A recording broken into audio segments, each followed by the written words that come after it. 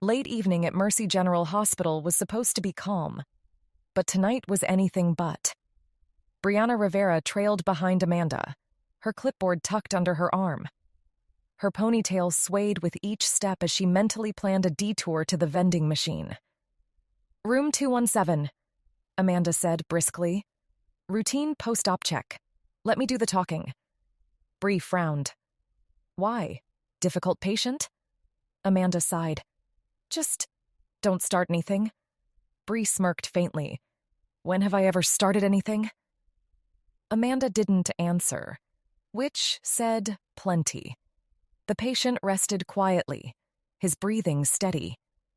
A suited man stood in the corner, his sharp gaze tracking the nurses as they entered, silent but watchful. Bree ignored him, checking the monitor while Amanda flipped through the chart. The door slammed open. "Who's in charge of this patient?"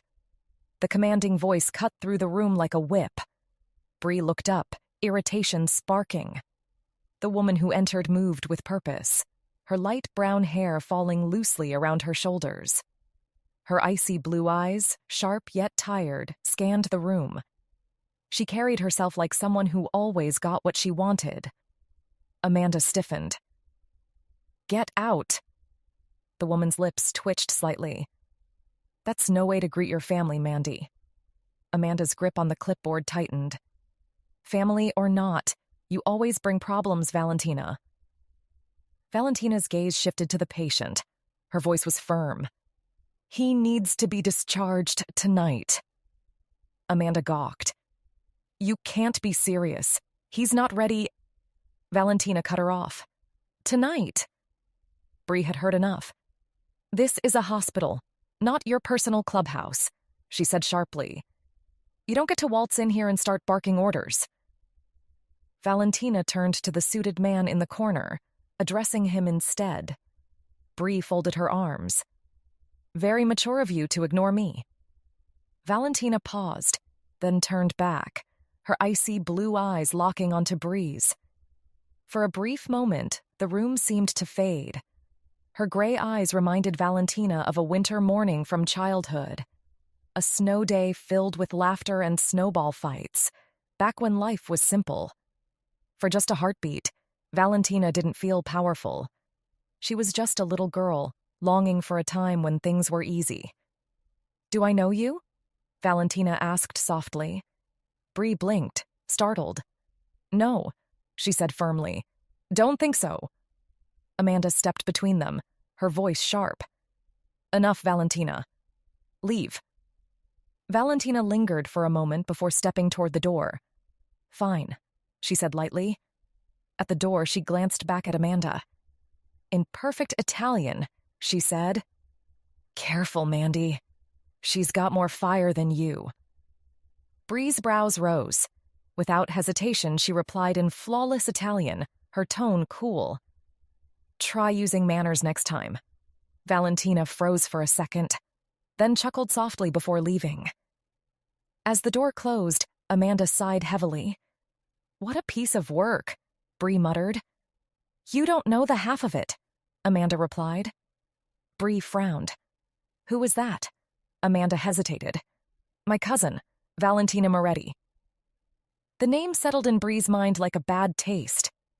"Explains the attitude," she muttered, turning back to her work. Valentina Moretti was not used to being ignored. She had always prided herself on her sharp memory. Faces, names, voices, every detail locked in her mind like pieces of a puzzle. Yet no matter how many times she replayed the interaction, Brianna Rivera remained an enigma. Valentina had met countless people in her life, but Bree's stormy gray eyes lingered in her thoughts like a haunting melody she couldn't place. At first, Valentina told herself it was nothing, a passing curiosity. But the more she replayed that sharp wit and quiet defiance, the more Brianna felt like a challenge. And Valentina loved challenges. The first bouquet arrived on a Monday. Bree barely looked up from her chart when Amanda placed the pristine white roses on the counter in front of her. "For you," Amanda said. her tone dripping with mock sweetness as she leaned against the nurse's station. Bree frowned. Me? Why? Amanda snorted, pulling a small card from the bouquet and waving it dramatically. Oh, come on. I think we both know who's behind this. Bree hesitated before grabbing the card, her brow furrowing as she read the neat handwriting. To the nurse who made my night far more entertaining than it had any right to be. Valentina. At the bottom, neatly written, was a phone number. Groaning, Bree shoved the card back into the bouquet. Are you serious? By Friday, the deliveries were impossible to ignore. And after a week of relentless gestures, Bree had practically memorized the phone number that accompanied every single card. This time, it wasn't flowers or chocolates. It was a giant teddy bear, propped up at the nurse's station with a ribbon and a gleaming envelope pinned to its chest. Amanda spotted it first, bursting into laughter. Oh, this is priceless! Bree froze, her eyes narrowing. What is that? Amanda smirked, plucking the envelope from the bear. You've officially entered rom-com territory, Bree. Bree snatched the card from her, reading the handwritten note. To the woman who's harder to win over than an army of men. Challenge accepted. Valentina. Oh, for the love of... Bree groaned, shoving the card back into the envelope. Amanda grinned. At this rate, she's going to start writing you poetry. Valentina waited for Brianna to reach out over the weekend. Every time her phone buzzed, she couldn't help but hope it was her. But as the hours passed and no call came, Valentina wasn't discouraged. If anything, Bree's silence made her even more excited. By Monday, the entire nurse's station looked like a florist's shop. Every nurse on Bree's floor had received a bouquet of flowers. Bright, colorful, and undeniably expensive, they sat clustered on desks and counters, filling the air with a heady mix of scents. Bree froze in the doorway, her eyes widening. What is all this? One of the nurses grinned, holding up her bouquet. Apparently, someone has a huge crush on you. Bree's stomach sank as she spotted a familiar envelope with her name on it. She snatched it up, reading the handwritten note. I hope your team enjoys the flowers, but my favorite nurse still owes me a call. Valentina. Before Bree could shove the card into her pocket, Amanda strolled in, eyeing the chaos with mock horror. Ew, I never thought I'd say this, but I just got flowers from my cousin. Gross. Bree waved the card at her. What is wrong with her? I'm not calling her.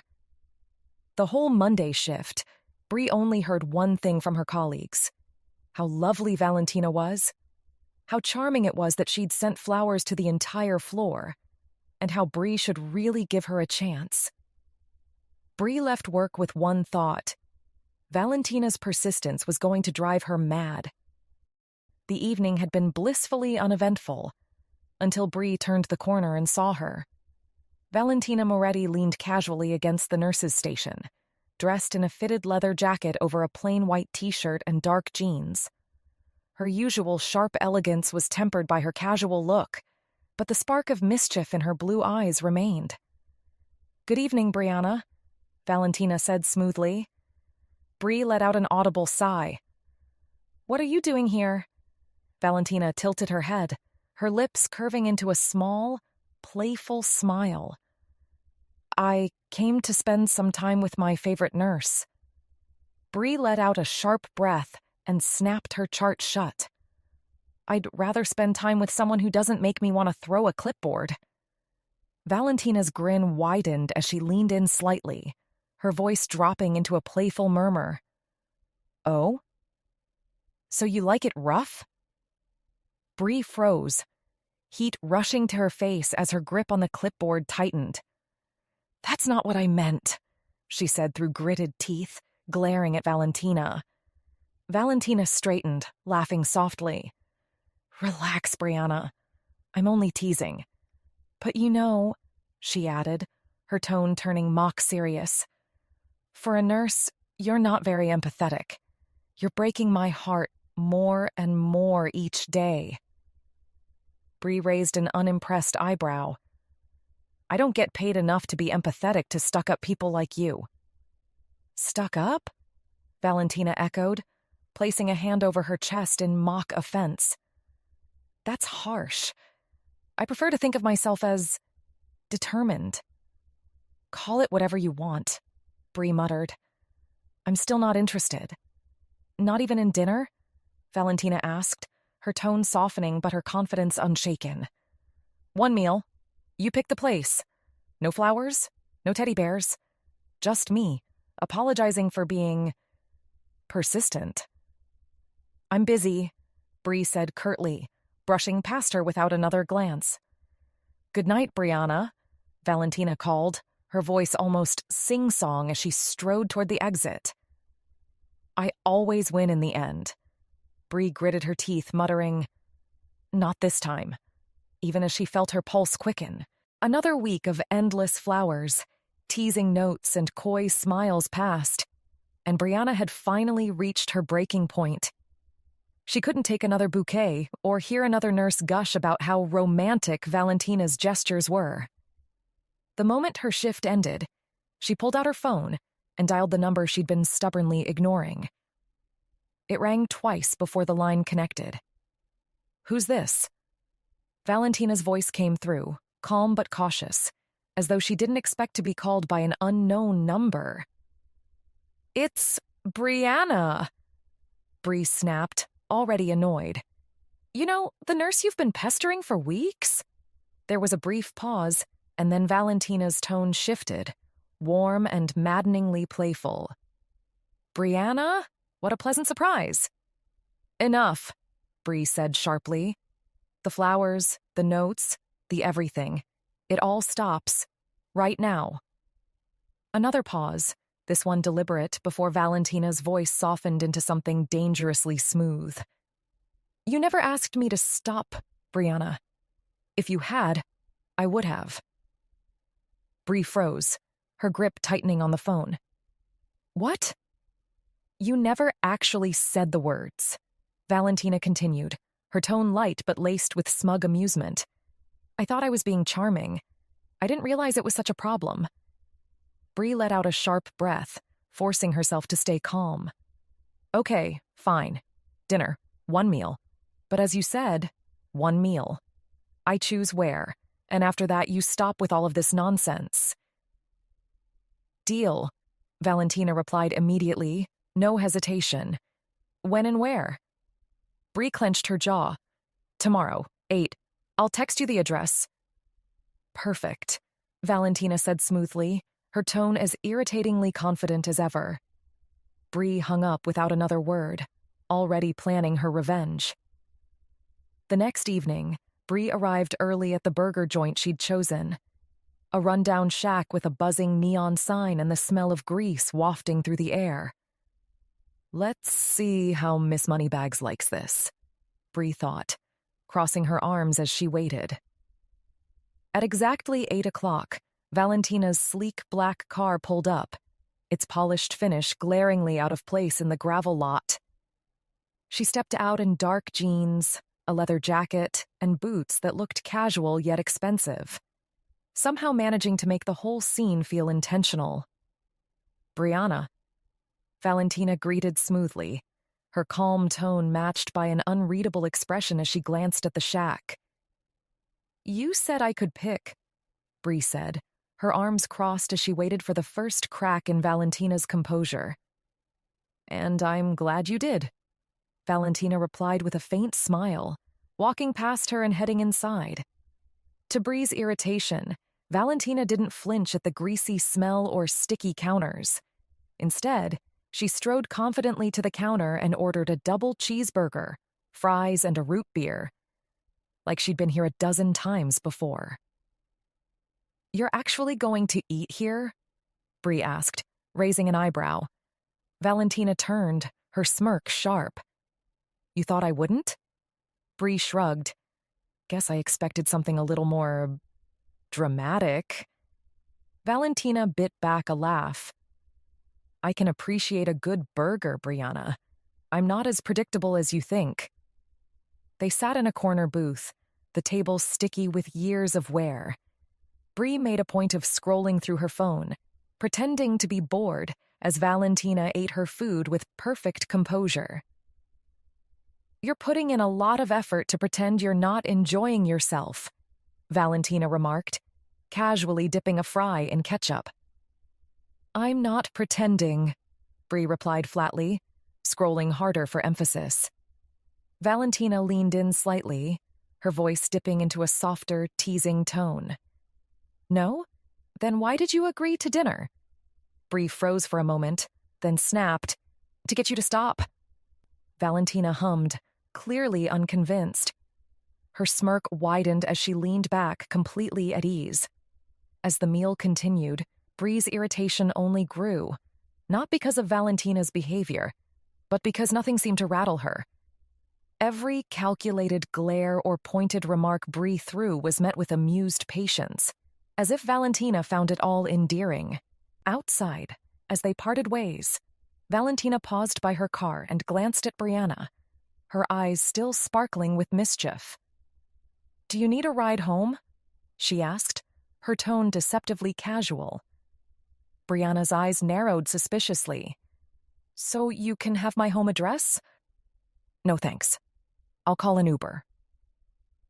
Valentina's lips curved into a soft, almost secretive smile, as if she didn't already know exactly where Brianna lived. As if Brianna wasn't the only thing occupying her thoughts for the past week.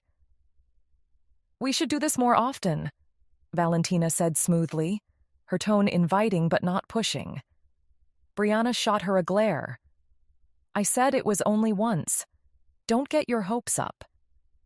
Valentina chuckled softly, stepping back toward her car, with a grace that only made Brianna's annoyance deepen. Good night, Brianna, she said, her voice warm and maddeningly confident. You're more fun than I expected. Brianna watched as Valentina got into her sleek black car and drove off, leaving her standing in the dim glow of the burger joint's neon sign. She let out a frustrated sigh, crossing her arms tightly as she waited for her Uber. But the lingering echo of Valentina's laughter followed her like a taunt she couldn't quite shake. And she hated that it wasn't entirely unpleasant. Brianna opened the front door quietly, but Leo's excited footsteps still came running toward her. Mommy! He shouted, wrapping his arms around her legs. She scooped him up, his weight familiar and comforting. You should be in bed, little man. Grandma said you were with a friend, he mumbled sleepily, his head resting on her shoulder. In the kitchen, her mother leaned casually against the fridge, a knowing smirk on her face. So, how was the date? It wasn't a date, Bree replied curtly, setting Leo down and avoiding her mother's gaze.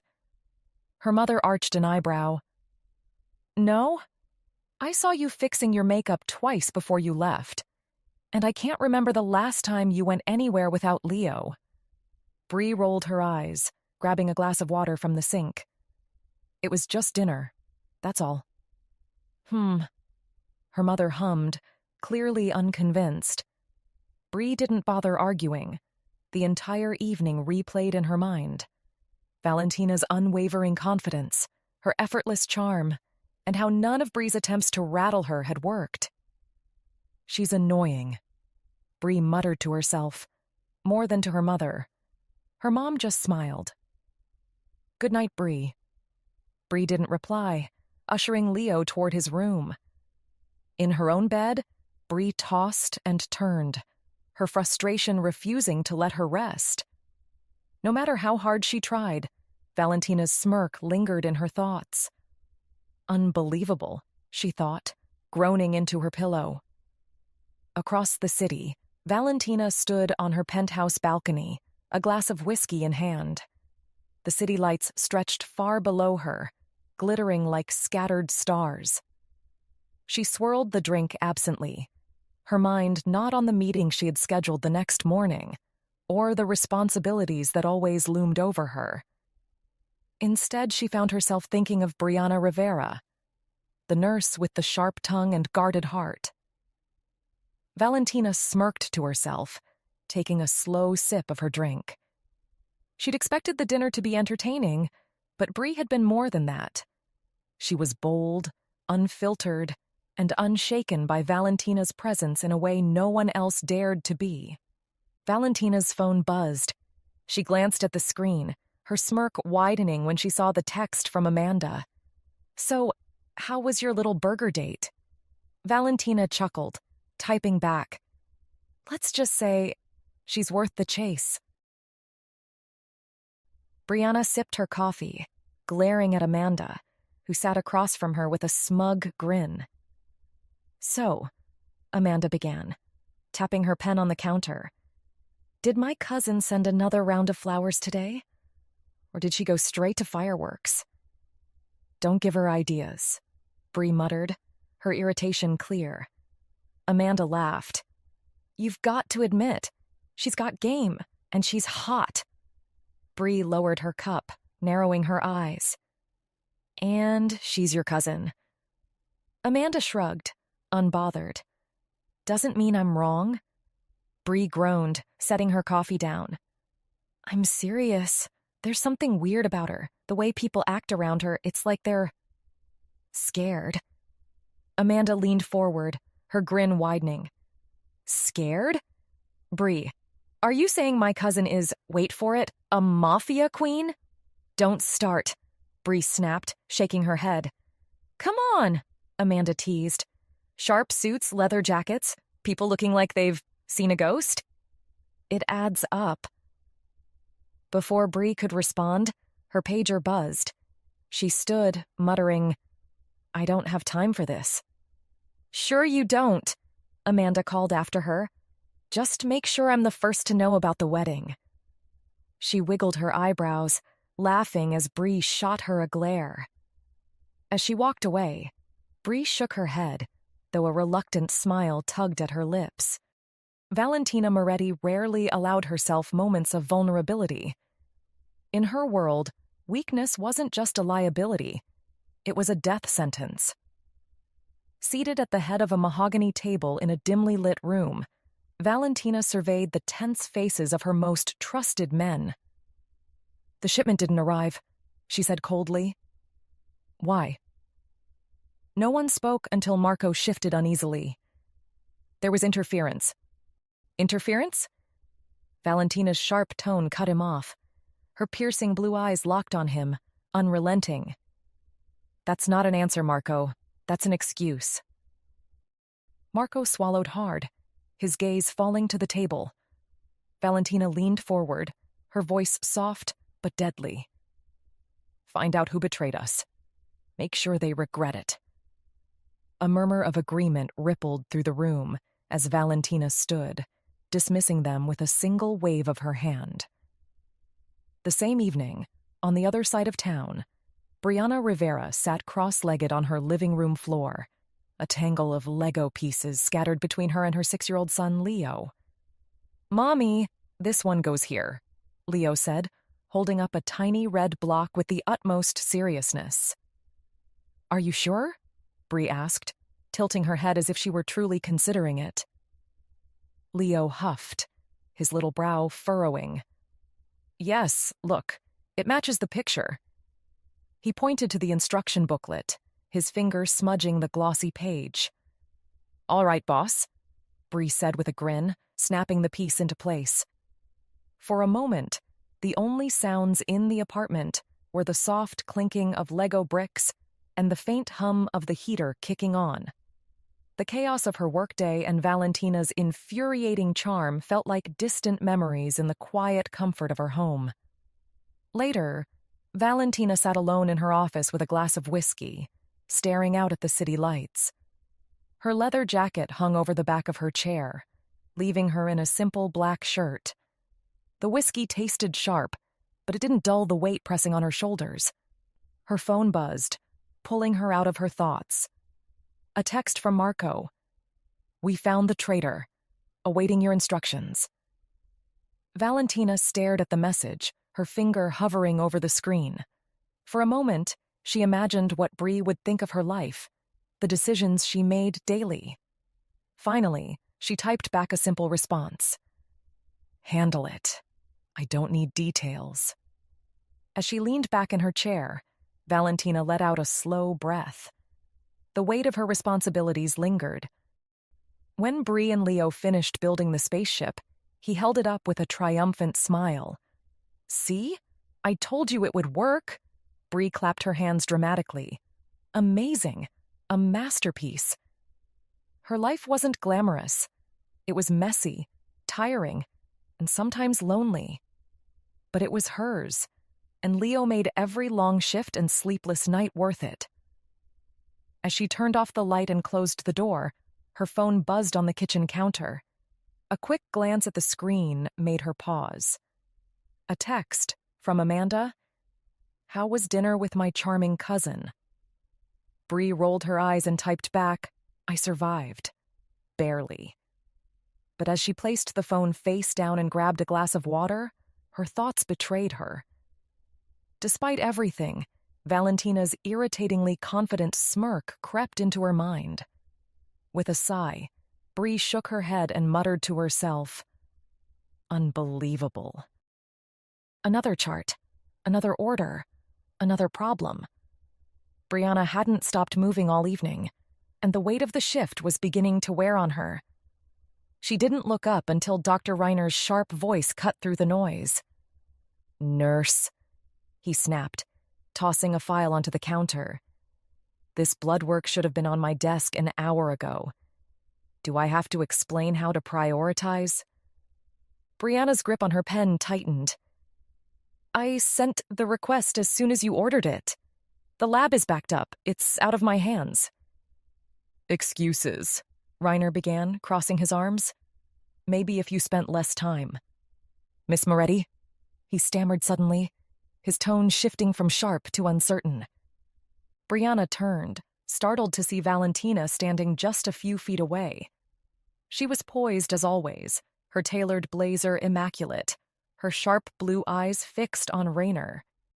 Long time no see, Valentina said smoothly, her lips curving into a faint smile. I presume you've met my good friend Brianna, correct? Yes, Reiner said quickly, his tone now conciliatory. She's, a very thorough nurse. Excellent, really. He hesitated, glancing nervously between them. Sorry, Brianna. I'm new here, and I didn't realize the labs could be so backed up. Brianna raised an eyebrow, too surprised to respond. Well, I'll get back to work, Reiner added hastily, clutching the file and retreating with a tight, nervous smile. As he disappeared around the corner, Brianna turned to Valentina, crossing her arms. What just happened? Valentina shrugged lightly. Just catching up with an old acquaintance. And the my good friend part? Brianna asked, her tone dry. Would you rather I said my favorite nurse? Valentina replied, her faint smile widening. Bree rolled her eyes, but couldn't stifle a small smirk. What are you even doing here? Valentina's smile turned apologetic as she gestured toward the elevators. I was just dropping off something for Amanda. She left her laptop charger at dinner last week. Thought I'd save her from another day of complaining about dead batteries. Brianna frowned, skeptical, but unable to fault the logic. Don't worry, Valentina added lightly. I'm not here to annoy you. Bree raised an eyebrow, unsure whether to believe her. You? Not annoying me? That's a first. Valentina chuckled softly. Guess I'm full of surprises. Have a good evening, Brianna. As Valentina walked away, Bree turned back to her charts. For a fleeting moment, she thought about suggesting coffee to repay her. But the idea vanished as quickly as it came. Her life didn't need any more complications. The graveyard was quiet, the air heavy with damp earth and the scent of rain. Valentina knelt down, lowering a bouquet of white roses to the ground. "Hey, Leo," she murmured. "It's been a while. You'd probably give me hell for that." Her lips twitched into a faint smile before fading. "After they took you, I thought I'd break. But breaking wasn't an option. Not if I wanted to stop them from doing it to anyone else." She exhaled sharply. "So I flipped the switch, stopped feeling, and built something they couldn't tear down. I made them pay, Leo. Every last one of them." The words hung in the air, and her mask slipped. "But it didn't bring you back. It never will." Her voice softened as she continued. "I've met someone. She reminds me of you. She's strong in ways that are hard to explain, the kind of strong that doesn't flinch, even when she should." Her fingers brushed over the roses. "You'd probably tell me to stay away, and you'd be right." Her lips curved faintly. "But she has this fire, Leo. This quiet, unshakable fire. Just like you did. It's not the same as yours, but it's close enough to hurt." She paused, her gaze distant.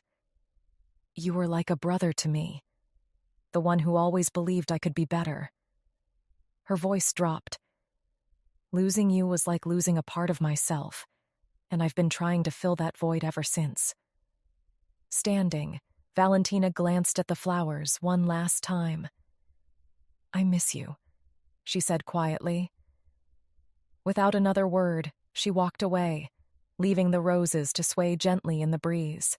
The fluorescent lights of the pharmacy buzzed faintly, casting sharp shadows against the empty aisles. Brianna moved on autopilot, exhaustion dragging at her limbs as she reached for the medicine her son needed. Turning the corner, she stopped short. Valentina stood a few feet away, leaning against the shelf. She wasn't her usual composed self. Her coat was unevenly buttoned, her hair loose around her face, and there was a glassy, faraway look in her eyes. "Valentina?"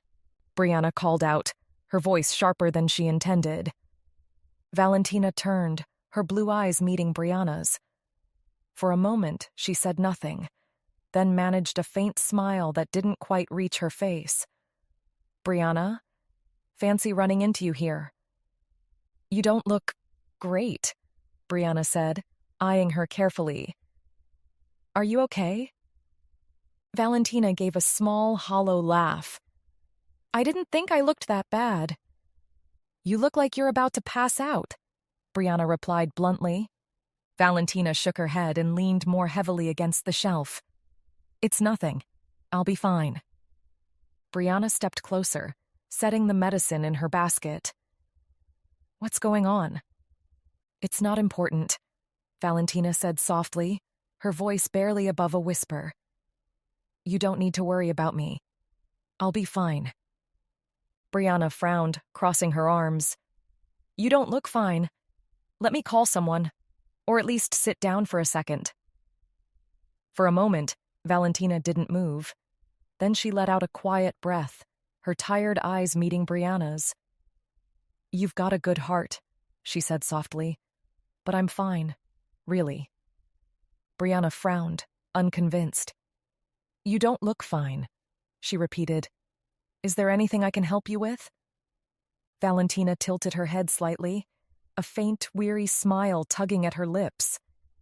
"I've been through worse. This is nothing I can't handle." Her tone was calm, almost dismissive, but there was something about the way she spoke, detached and resigned, that left Brianna uneasy. The evening was quiet, the hum of the apartment settling around Brianna as she flipped through the book in her lap. A rare moment of peace, she thought, until a sharp knock at the door shattered the silence. She frowned, setting the book down and standing. It was late. Too late for visitors. Before she could reach the door, Leo's small voice called out, "Mom! Someone's here!" Brianna hurried, rounding the corner just in time to see her son standing in the open doorway. Her breath caught when she saw who was on the other side. Valentina Moretti stood there, her usually pristine appearance slightly frayed. She seemed almost hesitant, her sharp blue eyes fixed on Leo with something akin to surprise. "Who are you?" Valentina asked softly, tilting her head. Leo puffed out his chest. "Who are you?" "Hey," Brianna called, her tone sharp as she rushed to the door. "What are you doing? You shouldn't be opening doors for strangers. Go to your room." Leo hesitated, glancing between his mother and Valentina, before stomping off with a pout. Brianna turned back to Valentina, her brow furrowing. "What are you doing here?" Valentina's gaze lingered down the hall where Leo had disappeared before returning to Brianna. "I might actually need your help." "How do you even know where I live?" Brianna asked, arms crossed. Valentina's lips curved into a faint smirk. "I don't think you want to know how." "Figures," Brianna muttered. "Come in before my neighbors start staring." Valentina stepped inside, her movements stiff and unsteady. Brianna caught it immediately, her eyes narrowing. "You're hurt," she said flatly. "It's nothing serious," Valentina said lightly, though the strain in her voice betrayed her. She shrugged off her coat, revealing a thin shirt and a clear red swelling along her side. Brianna's breath hitched. "That's not nothing. It's infected." "What happened?" Valentina lowered herself onto the couch with a faint grimace. "I can't tell you much," she said quietly. "Amanda isn't home and you're the only one I trust around here." Brianna stared at her for a long moment before exhaling in frustration. "Right, because I'm the sane one in your orbit." She grabbed her first aid kit and knelt by the couch. "You've been bothering me for weeks at work, and now you conveniently forget where the hospital is?" "I had my reasons," Valentina said, her voice even. "You always do." Brianna didn't push further, focusing instead on cleaning the wound. Brianna rolled her eyes. "You need antibiotics. This is a temporary fix, but you should get it looked at properly." "Thank you," Valentina said, her tone unusually soft. Brianna leaned back, packing up her kit. "You know, showing up here in the middle of the night, cryptic as hell, isn't exactly endearing." Valentina's lips twitched into a faint smile. "You're still helping me, though." "Barely," Brianna muttered, standing. "Stay there. I'll make you some tea or something." Valentina blinked, startled by the offer.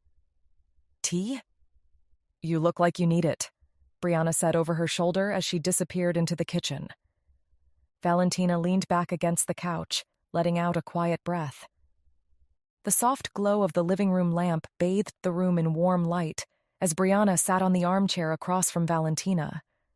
The tension was palpable, the silence stretching long enough that Brianna almost wished she hadn't invited her in. Valentina broke the quiet first, her voice low and calm. "You never mentioned you had a kid." Brianna shrugged, leaning back in her chair. "You never asked." Her tone was sharp, her arms crossed. "But hey, now that you know, maybe you'll finally leave me alone." Valentina tilted her head, her lips curving into a faint smirk. "You're funny." "I wasn't joking," Brianna shot back, her voice dry. "Neither was I." Valentina's smirk lingered, but her eyes remained fixed on Brianna, studying her. Brianna shifted under the weight of Valentina's gaze. "You seemed surprised when you saw him. What did you expect? That I didn't have a life outside of work?" "I didn't expect anything," Valentina said smoothly, her tone almost too casual. "But I admit, you caught me off guard." "Good," Brianna replied curtly. Valentina let out a soft chuckle, shaking her head. "I have to ask," Brianna said finally, breaking the silence. "What is it you actually do? What's your job? What do you do that has you showing up here in the middle of the night with a wound you won't explain?" Valentina's smirk didn't falter. I'm in logistics. Brianna blinked, unimpressed. Logistics? Yes, Valentina replied smoothly. Managing resources, coordinating movements, ensuring smooth operations. Very official.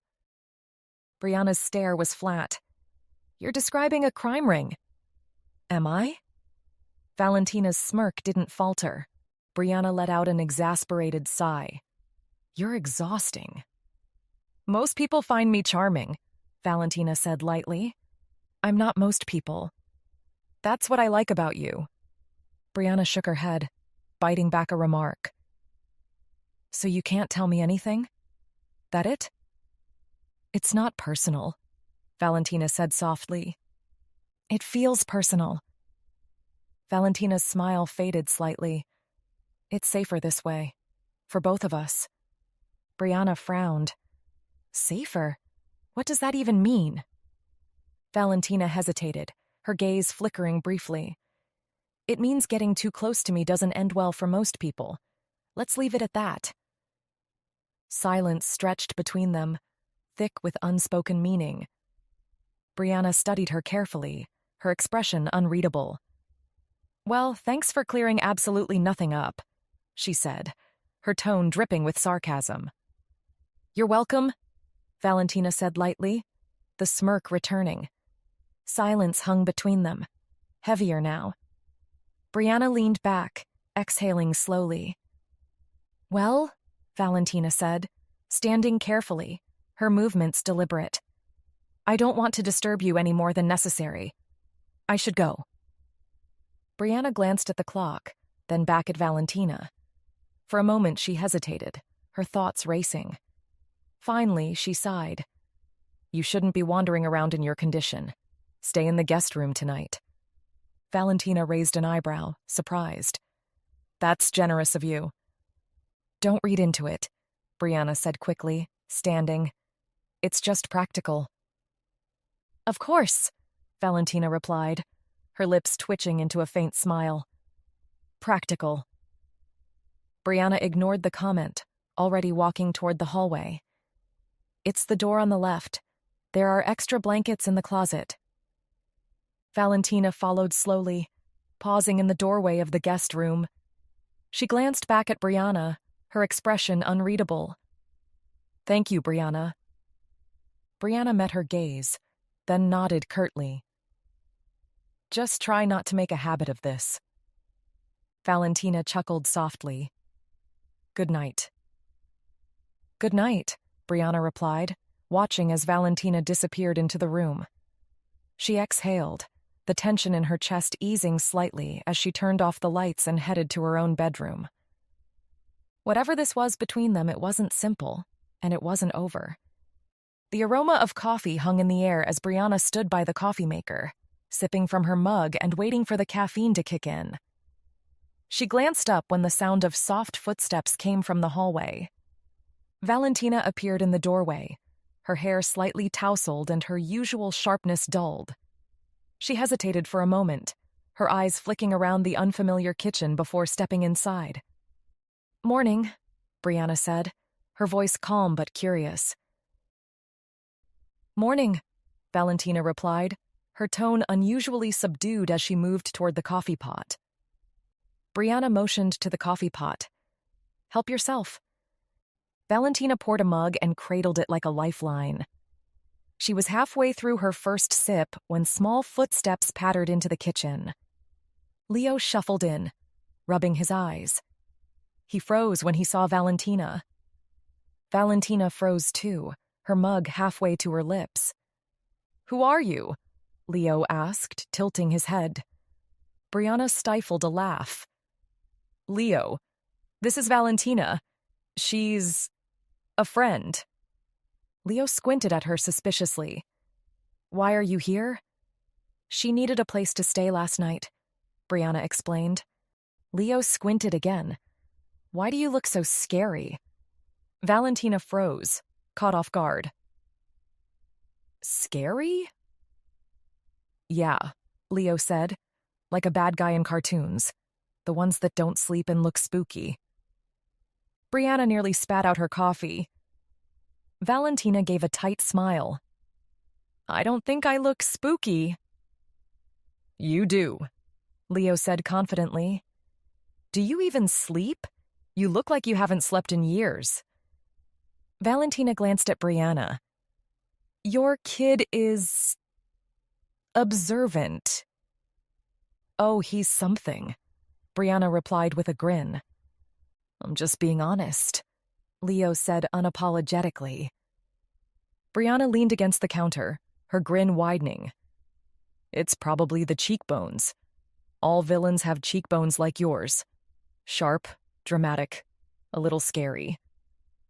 Valentina set her mug down, fixing Brianna with a deadpan look. Thank you for your analysis. Don't act offended, Brianna teased. You've got the whole intimidating but glamorous thing.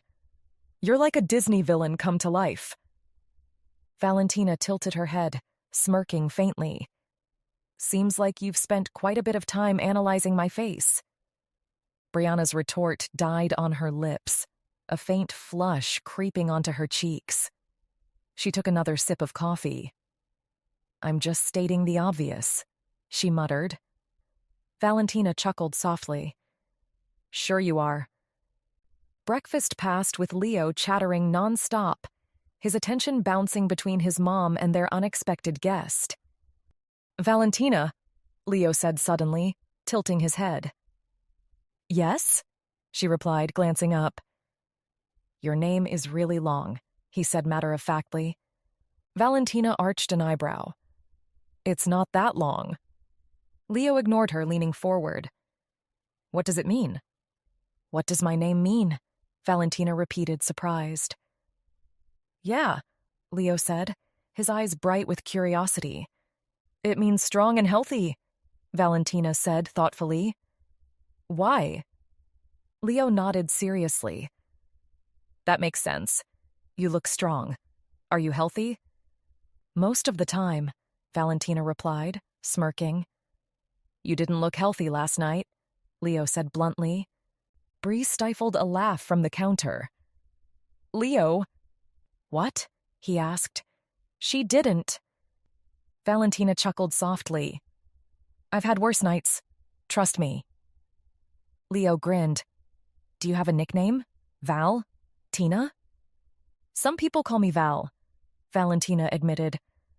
But not Tina. Why not? Tina's fun. It just isn't me, Valentina replied, amused. Leo puffed out his chest. My name's cool too. My uncle told me it means lion, 'cause lions are brave and awesome. Valentina's faint smile faltered. Your uncle told you that? Yep, Leo said proudly. His name's Leo too. That's who I'm named after. He wrote me letters all about it. Valentina stiffened, her grip tightening on her mug. Your uncle's name is Leo? Yeah, Leo said cheerfully, stuffing the last bite of toast into his mouth. Bree glanced over, catching the faint shift in Valentina's demeanor. Her usual confident smirk was gone, replaced by something distant and tightly controlled. Valentina's blue eyes darkened, shadowed by a flicker of emotion Bree couldn't quite place. Shock? Sadness? Or something heavier? Valentina lowered her gaze, her fingers tightening around the mug as though grounding herself. It was only a moment, but Bree noticed. Valentina? Bree asked cautiously, her voice softer than usual. Valentina blinked, her mask slipping back into place with practiced ease. She smiled faintly, though it didn't quite reach her eyes. That's a strong name, she said evenly, her voice betraying just a hint of strain. Leo didn't notice the shift, too busy chattering about his drawings, but Bree's gaze lingered on Valentina. There was something there, something Bree wasn't sure she wanted to understand. Brianna stood in the middle of the room, her arms crossed tightly. Valentina, we need to talk. Valentina, perched on the edge of the couch, glanced up, But this time, the usual smirk that tugged at her lips was absent, replaced by something quieter, more serious. I figured as much. You can't keep doing this, Brianna said, her tone firm but strained. Showing up here without warning, acting like... She gestured vaguely, her frustration bubbling to the surface. Acting like it doesn't affect anything. Valentina leaned forward, her elbows resting on her knees. I know it affects things, she said softly. I know I've been... disruptive. Disruptive? Brianna repeated, a dry, incredulous laugh escaping her. You've been a wrecking ball. I'm trying to give Leo a stable life, and then you show up, wounded, bleeding, with whatever chaos follows you. Her voice rose, the anger and tension in her chest spilling out. What am I supposed to do with that? Valentina exhaled, her gaze fixed on the floor. You're right, she said after a beat. I shouldn't have come here. She looked up, her blue eyes sharp but sincere. I didn't think about what it would mean for you. I panicked and... She hesitated, running a hand through her hair. I ended up here. It was selfish. Brianna blinked, thrown off by the sudden apology. Her arms dropped slightly, though her frustration didn't fade. Then why do you keep doing it? Valentina's lips twitched, a faint, humorless smile forming. Because you're the only place I feel like I can breathe, Brianna. The words hit Brianna like a punch to the chest. Her throat tightened, and for a moment, she didn't know how to respond. That's not fair, she said finally, her voice quieter now but no less firm. You don't get to dump all of that on me and then expect me to... What? Be okay with it? I'm not expecting anything, Valentina said, standing slowly, her movements deliberate. I'm just telling you the truth. Brianna shook her head, her frustration bubbling over again. The truth is you make everything harder. You... She paused, searching for the words. You get under my skin, Valentina. You don't just throw things off balance. You make me question everything I thought I wanted. Valentina's expression shifted slightly, her usual composure slipping. Brianna, no. Brianna cut her off, stepping closer, her voice rising again. You think you can just say things like that? You think this is some game where you swoop in and... And what? Valentina interrupted, her voice quiet but steady. And make me feel like I'm losing control, Brianna admitted, her voice trembling with restrained emotion. The silence that followed was deafening. Valentina's smirk returned faintly, but her eyes softened, glinting with something closer to affection. You know, Valentina said smoothly, her voice low and steady. You're fascinating when you're angry. Brianna's eyes narrowed, her jaw tightening. You think this is funny? No, Valentina replied, stepping closer, her smirk lingering. It's just cute, the way you try so hard to stay in control. Brianna froze, her breath catching for the briefest moment before her eyes darkened. Cute? She repeated, her tone sharp, each syllable clipped. She took a deliberate step forward, closing the gap between them. You think I'm cute? Another step. Let me tell you something, Valentina. Valentina instinctively leaned back, her smirk faltering as Brianna's presence pressed closer. You get under my skin, Brianna said, her voice dangerously quiet now. You make me lose focus, make me second-guess myself, and I hate it. Brianna took one last step, now standing so close that Valentina's breath hitched, her usual composure slipping entirely. For the first time, Valentina, the Mafia Queen, looked uncertain, almost flustered. Brianna, Valentina began, her voice softer, but she didn't get the chance to finish. Before either of them could think, Brianna's lips were on hers, the kiss hard and full of unspoken tension. Valentina froze, stunned before she responded, her hand instinctively reaching for Brianna's waist. Brianna broke the kiss abruptly, her chest heaving as she stepped back, only to surge forward again. Grabbing Valentina by the front of her crisp button-down shirt, she shoved her back against the wall with more force than she realized.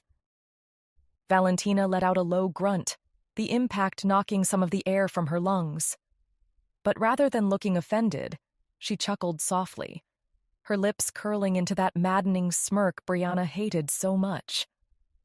"Oh," she said, her voice dripping with amusement. "So you do like it rough." Brianna's grip on the fabric tightened, her gray eyes blazing. "You think this is funny?" she hissed, her voice low but trembling with frustration. Valentina raised an eyebrow, her smirk widening as she tilted her head. "Pushing me around, a patient no less, with an infected wound? How unempathetic of you, Nurse Rivera." The mocking lilt in her voice sent a surge of anger through Brianna, her body vibrating with the need to shut Valentina up. Her cheeks flushed with heat as she glared at her, but instead of snapping back, she acted on instinct. With a frustrated growl, Brianna yanked Valentina down by the collar of her shirt and kissed her again. This kiss was fiercer than the first, chaotic, messy, and filled with all the emotions Brianna didn't want to name. It was an outlet for every ounce of anger and confusion she felt, and she poured it all into Valentina's lips. Valentina gasped against her mouth, her hands instinctively coming up to grip Brianna's waist. But this time, she didn't tease, didn't smirk. She kissed back with equal intensity, her movements desperate and unguarded, as if Brianna had unraveled something deep inside her.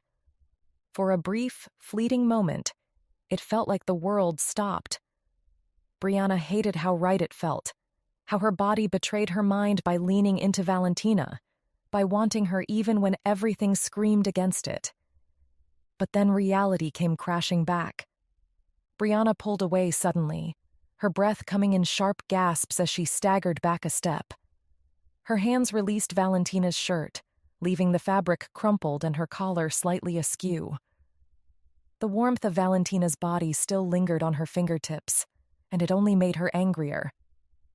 "This," Brianna said, motioning sharply between them, her voice trembling with emotion, "is exactly why I need boundaries." Valentina, who had yet to move, blinked slowly, her icy blue eyes studying Brianna's face with an intensity that made her heart race. "You're the one who kissed me," Valentina said, her voice smooth but quieter than usual. Brianna's cheeks flushed. "That's not the point." Valentina tilted her head slightly, the ghost of a smirk tugging at the corner of her lips. "Oh? What is the point, then?" "The point," Brianna snapped, her voice rising, "is that I don't know who you are, Valentina. I don't know anything about you. You show up out of nowhere, you disappear without a word, and you refuse to tell me anything. I can't have someone like that in my life, not with Leo."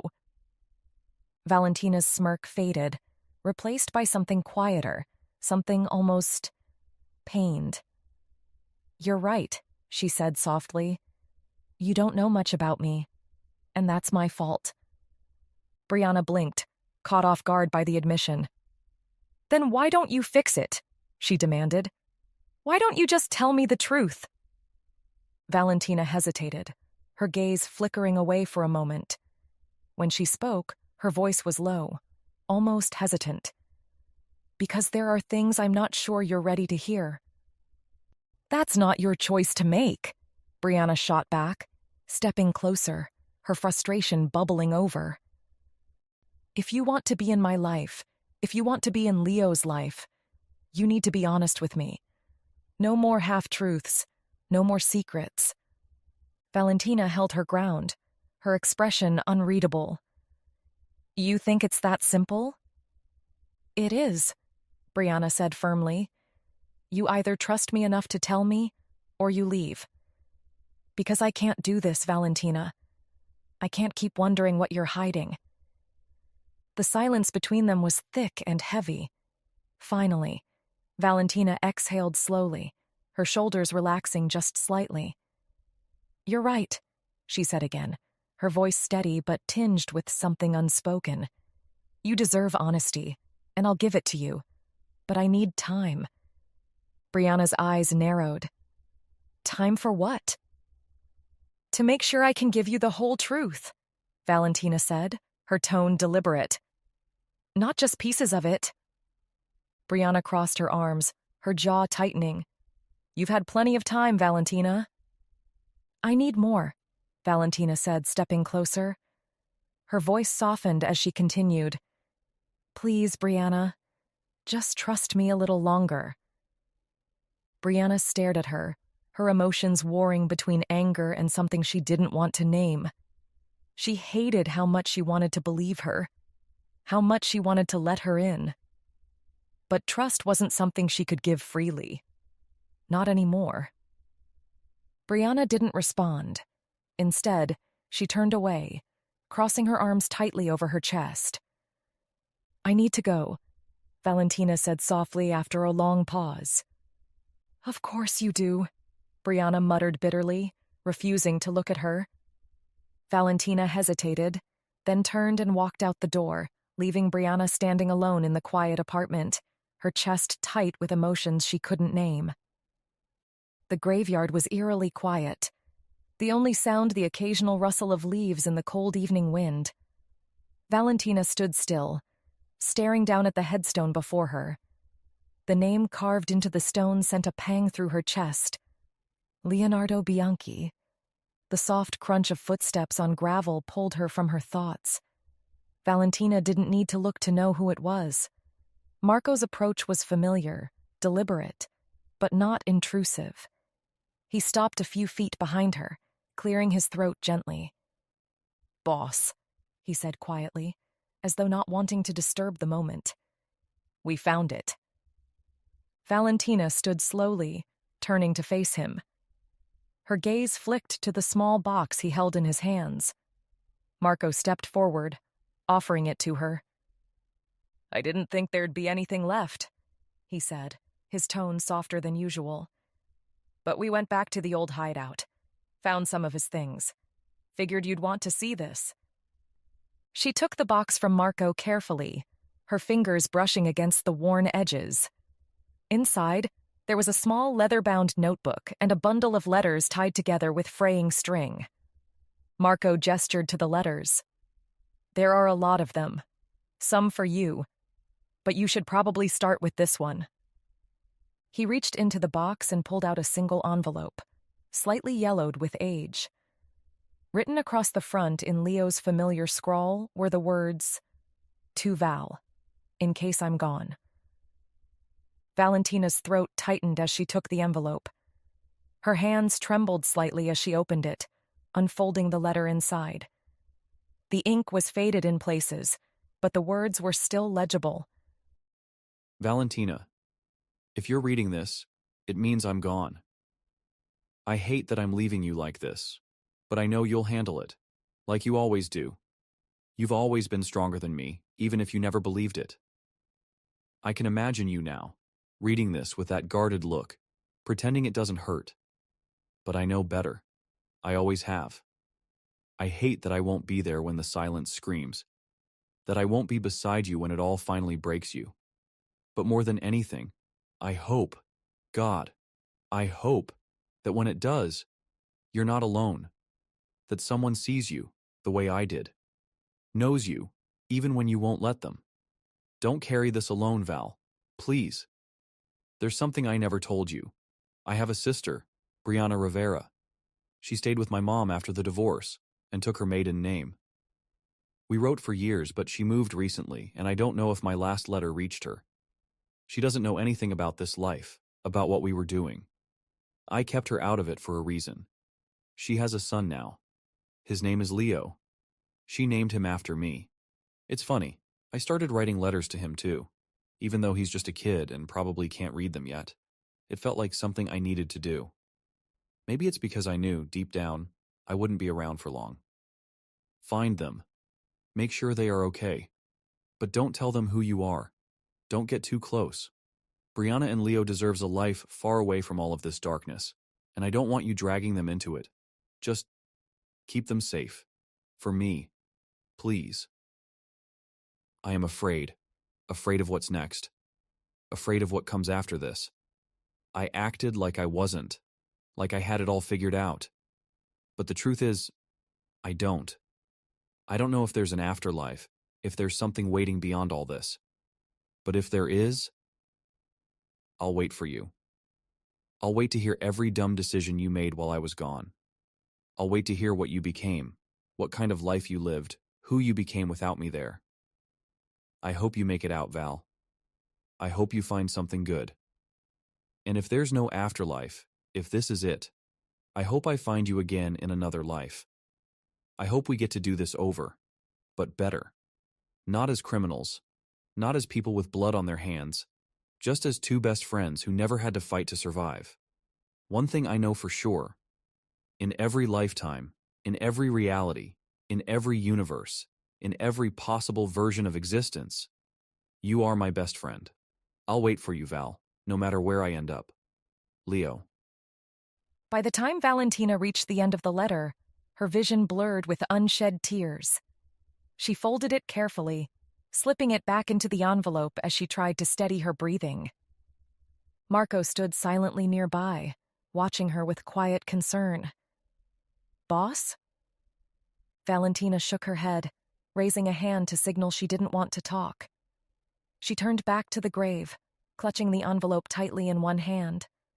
She stayed there for a long moment, her gaze fixed on the stone as if willing it to give her answers. She turned to Marco, her expression composed, but her eyes raw. "That's all for now. We're done here." Marco nodded and followed her as she walked away, leaving the grave behind. But Valentina couldn't shake the weight of Leo's words, the image of Brianna's sharp gray eyes flashing in her mind. Later, as Valentina sat alone in her penthouse, the letter spread out in front of her. She let herself feel the full weight of it. Leo's words echoed in her mind, his voice so vivid it felt like he was standing in the room with her. Find them. Make sure they are okay. She leaned back in her chair, closing her eyes as a single tear slipped down her cheek.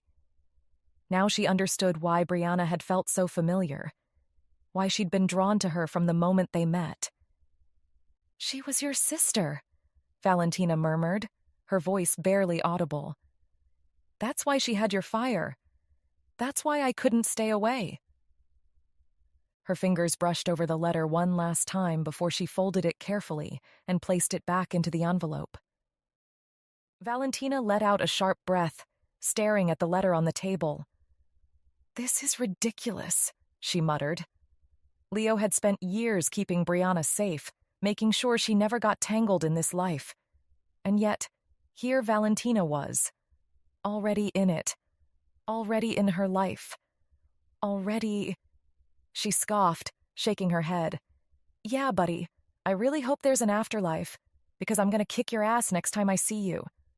The humor faded almost instantly. A bitter realization settled in her chest. Or maybe... She exhaled slowly, running a hand through her hair. "You'll be kicking mine."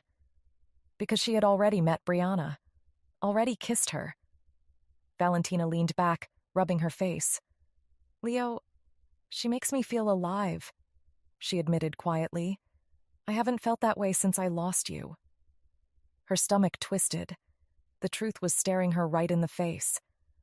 "I have to respect your last wish, don't I?" She clenched her jaw, her hands balling into fists. She had already gone too far. And now, she wasn't sure if she could stop. Valentina stared out from her penthouse balcony, city lights glinting like shards of fallen stars beneath her. It had been 3 weeks since she read Leo's letter, and decided, for both their sakes, to keep away from Brianna. But the distance had gnawed at her, leaving her restless. She lifted the glass of whiskey in her hand, untouched. I'm trying to keep my promise, Leo. I'm trying to honor your wish, to keep her safe, keep her away from all of this. She whispered to the night sky. The distant hum of cars offered no reply. If you're out there somewhere, if you're listening, give me a sign. Her voice cracked slightly. Tell me what to do because I'm drowning here, buddy. Her phone buzzed. A text from Amanda. Emergency. Breeze wasted. At Velvet. Won't listen. Need backup. Valentina stared at the message, a startled laugh escaping her throat. She looked up at the sky again, shaking her head. Really? This is your sign? Her lips curved into a faint smirk. Subtle as ever, aren't you? She was already moving, grabbing her leather jacket from the back of a chair. As she stepped into the elevator, she muttered under her breath, I hope you know what you're doing, Leo. Brianna's mother had practically shoved her out the door that evening. Leo will be fine with me, she'd insisted, already helping her grandson set up his favorite board game. You haven't had a night out in months. Go have fun with your friends.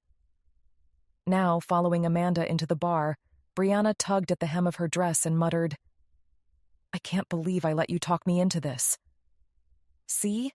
This is exactly what you need, Amanda said firmly, leading her toward a table where several other nurses from their floor were already gathered.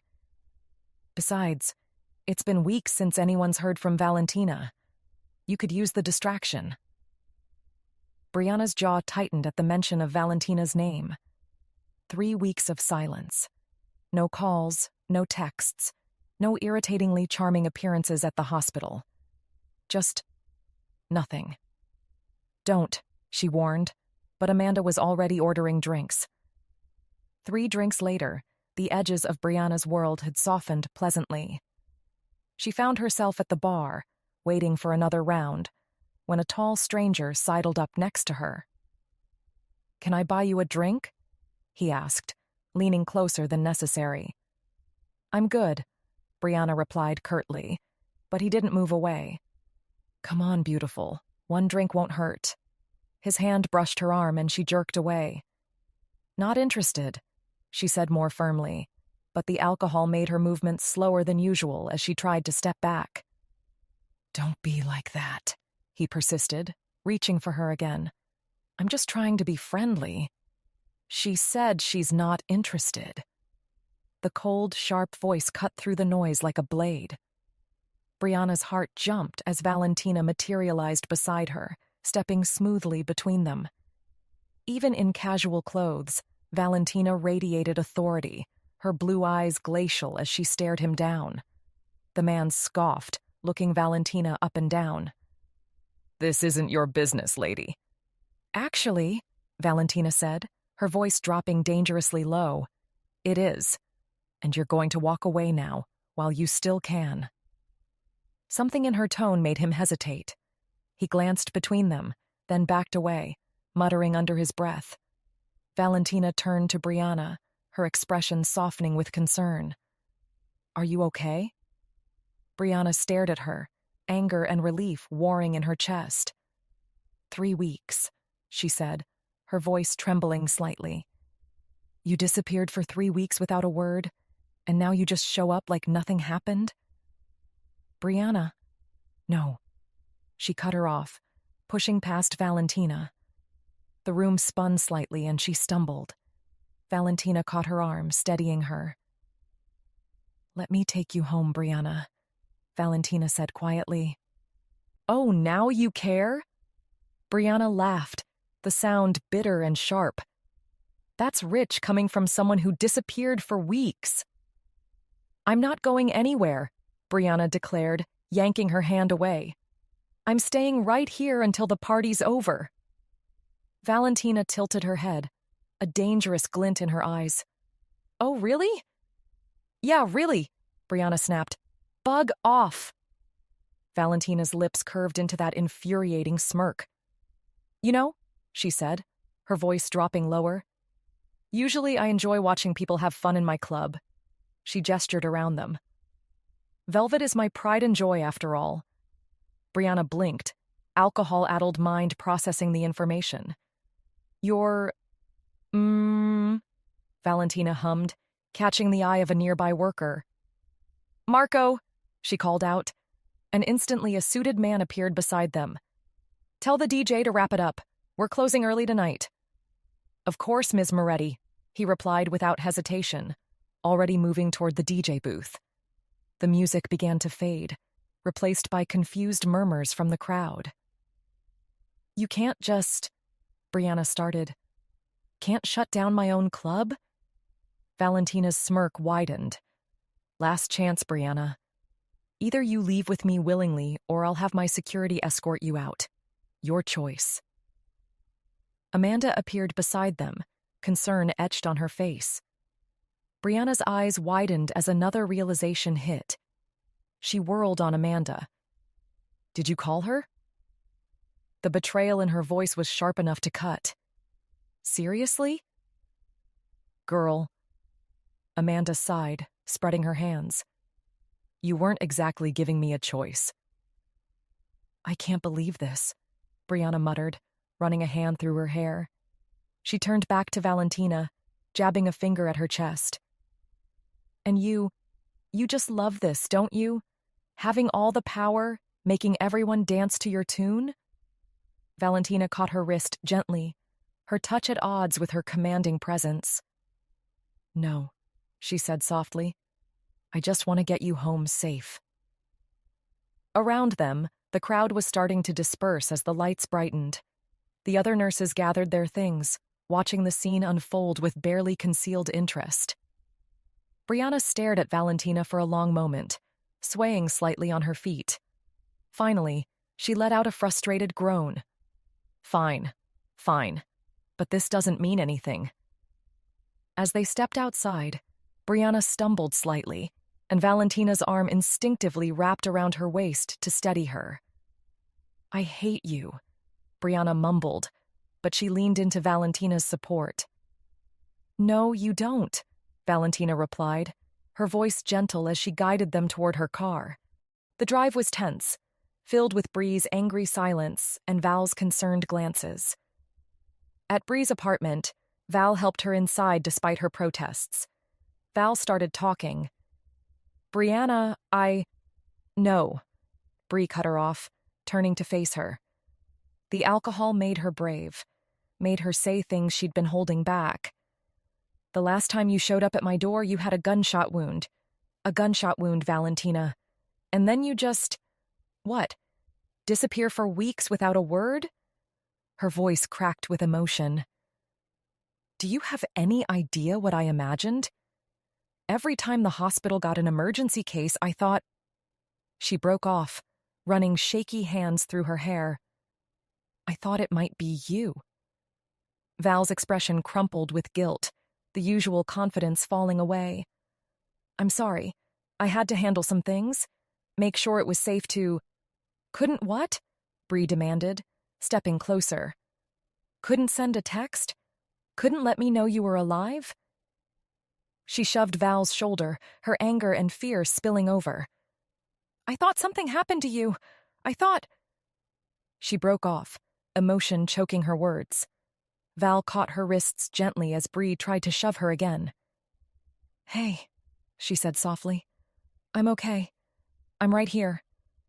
I hate you, Bree whispered, but she was clutching Val's shirt now instead of pushing her away. I hate that I worried about you. I hate that I missed you. Val's arms wrapped around her, pulling her close. I'm sorry, she murmured into Bree's hair. I'm so sorry. They stood like that for a long moment, Bree's face pressed into Val's neck, Val's hands running soothingly up and down her back. You can't keep doing this, Bree mumbled against Val's skin. You can't keep showing up and making me feel things and then vanishing. Val's arms tightened around her. I know, she whispered. I'm trying to figure out how to do this right. Bree pulled back slightly, looking up at her with glazed but determined eyes. Then figure it out faster, because I can't... She swayed slightly, and Val steadied her. I can't keep feeling like this. Val helped her to the bedroom, got her water, and carefully removed her shoes. As she pulled the blanket over Bree, a hand caught her wrist. Val? Yes? Are you going to disappear again? The vulnerability in Bree's voice made Val's chest ache. She sat on the edge of the bed, brushing hair from Bree's face. No, she said softly. Not like that. Not again. Promise? Bree's eyes were already closing, exhaustion and alcohol pulling her under. Val leaned down, pressing a gentle kiss to her forehead. I promise. Now get some sleep. She waited until Bree's breathing evened out before standing. At the bedroom door, she paused, watching Bree sleep. I promise I'll make this right, she whispered. Somehow. The next morning, Bree woke to a pounding headache and fragmentary memories. Val appearing like an avenging angel at the bar, the warmth of her arms, the gentle way she'd taken care of her despite Bree's anger. On her nightstand next to a water glass was a note in Val's elegant handwriting. I meant what I said. I'm not disappearing again. V. Bree pressed her face into her pillow, groaning. Brianna's head was splitting. Sunlight streamed through her forgotten open curtains, each beam feeling like a personal attack. Her phone buzzed with a text from Amanda. Amanda? You alive? Bree. Barely. Still mad at you. Amanda. Yeah. But I was right to text her, wasn't I? Brianna ignored that last message. The doorbell's ring pierced through her skull, and she dragged herself out of bed, not bothering to change out of her oversized sleep clothes. When she yanked open the door, she froze. Valentina stood there, unfairly put together in casual jeans and a soft sweater, holding coffee and breakfast. Good morning, she said quietly. I brought reinforcements. You actually came, Brianna said. Valentina's lips twitched. I said I would, didn't I? They settled in the kitchen, the smell of breakfast burritos filling the air. Brianna reached for the coffee, surprised to find it exactly how she liked it. About last night, Valentina started. Can we not? Brianna cut her off, cheeks flushing. At least not until I've had coffee and maybe died of embarrassment? You have nothing to be embarrassed about. I yelled at you. I deserved it. They ate in comfortable silence until Valentina spoke again. I meant what I said about not disappearing like that again. Why did you? It's complicated. That's not good enough anymore, Brianna replied, tired rather than angry. Before Valentina could respond, keys jingled in the lock. Leo burst through the door, followed by Brianna's mother. Mommy! Leo burst through the door, stopping short when he saw Valentina. His face lit up. Tina, will you build Lego with me? Valentina's expression flickered with something complicated before Elena stepped in behind Leo. Oh, Brianna's mother said, taking in the scene. Hello there. Mom, this is Valentina, Brianna said, noting how Valentina's usual confidence seemed to waver. Amanda's cousin. Ah, the one sending all those flowers. Elena smiled knowingly. Did you stay the night, Valentina? Mom! Brianna felt her face heat up. She just brought breakfast. Mm-hmm. Just breakfast at 8 a.m. on a Saturday? Elena's eyes sparkled with mischief. How thoughtful. She glanced between them, clearly enjoying her daughter's embarrassment. And you're already comfortable enough to show up in your pajamas, honey. I'm hungover, not... Brianna started, then caught herself. I mean, hungover? Elena's eyebrows shot up, her grin widening. And Valentina came to take care of you? How sweet. I wanted to make sure Brianna was okay after last night, Valentina explained, looking unusually flustered. I'm sure you did, Elena said, her tone heavy with implication. Brianna mentioned you were charming, but breakfast service? That's a new level of dedication. Mom, I swear to God. What? I'm just getting to know your... friend. Elena's emphasis on the word friend made Brianna want to disappear entirely. Leo tugged at Valentina's sleeve, offering escape from Elena's teasing. "Come see my spaceship." Valentina followed him to the living room, her movements careful as she settled beside him. Brianna watched as her son shared his Lego pieces, struck by how naturally Valentina fit into this moment of her life. A few days later, Valentina sat on Brianna's couch, a worn leather notebook and stack of letters in her lap. Her hands trembled slightly as she traced the edge of the weathered leather. "Brianna," she said softly, "I need to tell you something." "Okay?" "I had a best friend," Valentina began, her voice uncharacteristically quiet. "His name was Leonardo Bianchi." The color drained from Brianna's face. She went completely still, her coffee mug frozen halfway to her lips.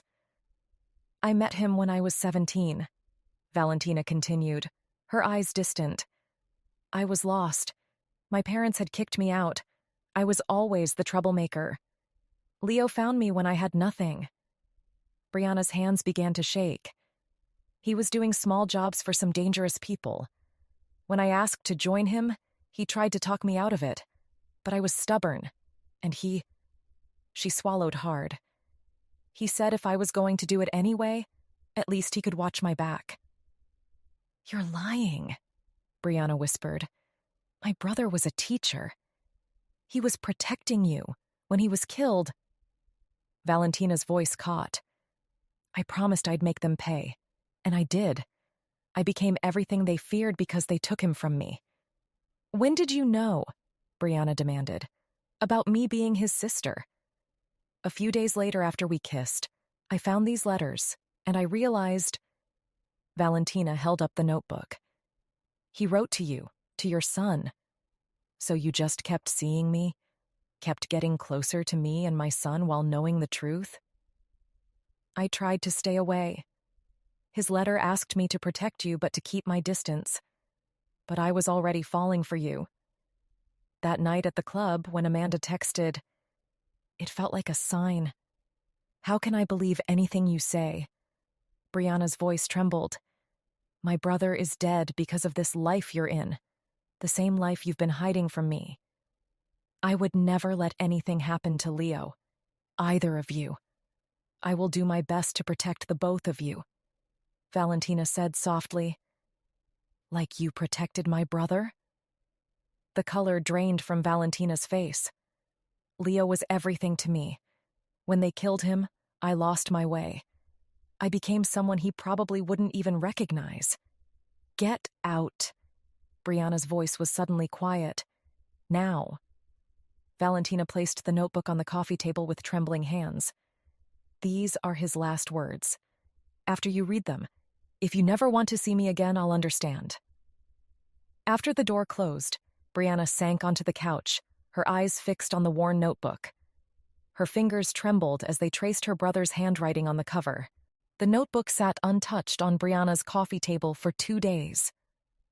On the third night, after Leo was asleep, she finally picked it up. "Dear Val," the first letter began. "If you're reading this, it means I'm gone. I hate that I'm leaving you like this." Brianna read through the night. Letters about their teenage years, about how they'd protected each other. His last letter spoke of his sister, of her, and his hopes that she'd never know this life. And then she found it. A letter to her, dated just days before his death. "Brianna, I'm sorry for the lies. Every story about teaching, every made-up classroom adventure, they were to keep you safe, to give you the normal life I couldn't have. But know this. Everything I did to protect you both. Love always, Leo." 2 days later, Brianna found herself outside Valentina's penthouse, her heart pounding as she knocked. Valentina opened the door, freezing when she saw who it was. "Brianna, how did you find where you live?" Brianna brushed past her into the apartment. "Does it matter?" "I read his letters," she said, turning to face Valentina. "All of them?" "Enough." Brianna crossed her arms. enough to understand why he did what he did. But this life you're in, it got my brother killed. I have a son. I can't bring him into this world. I know, Valentina said quietly. Do you? Because showing up at my house, getting close to my son, all while being... Brianna ran a hand through her hair in frustration. I know I've asked for time before, Valentina said, but I'm asking again.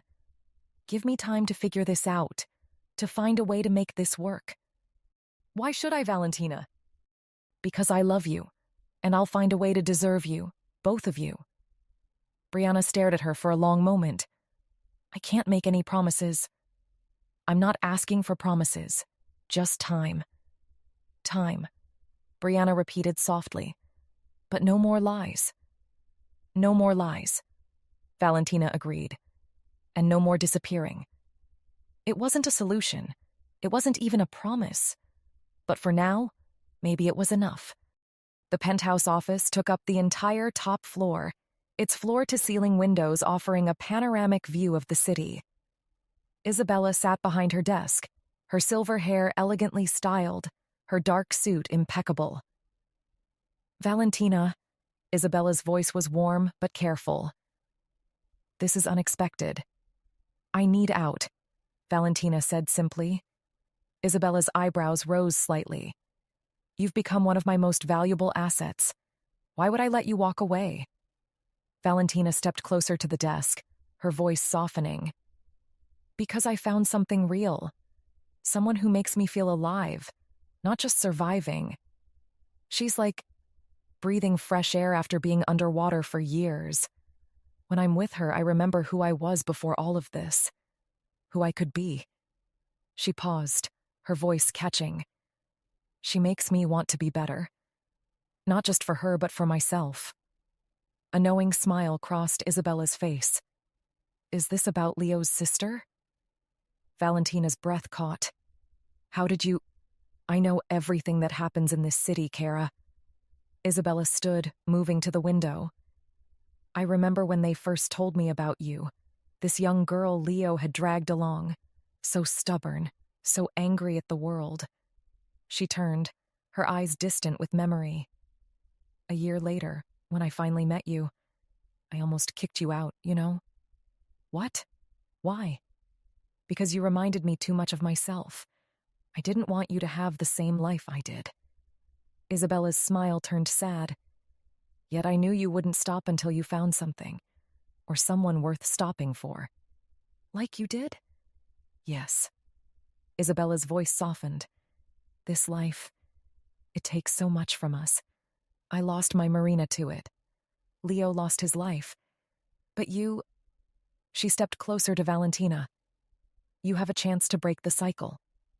I'm asking for protection, Valentina said quietly. After everything I've done for the family... Protection? Isabella's expression softened further. Valentina, you're like a daughter to me. Did you really think I would let anyone touch you?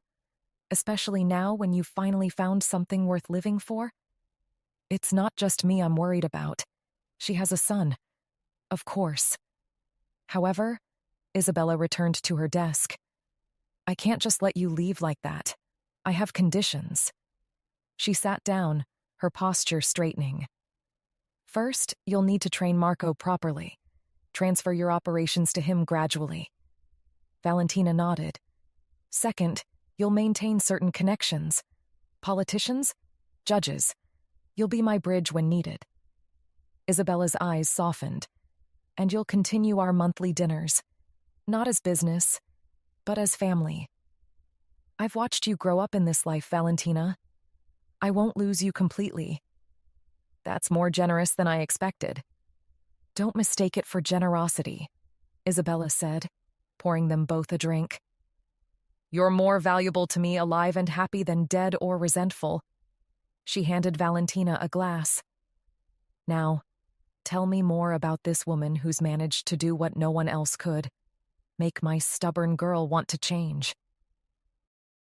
Valentina stood in Brianna's doorway, heart racing beneath her composed exterior. Can I come in? That depends. Brianna crossed her arms. Are you here to disappear again? Actually, Valentina stepped inside. I'm here to stay, if you'll let me. What does that mean? I talked to Isabella. I'm out. Valentina moved closer. No more dangerous life, no more disappearing. Just a few conditions. Monthly dinners, helping with the transition. Just like that? Just like that. Valentina's voice softened.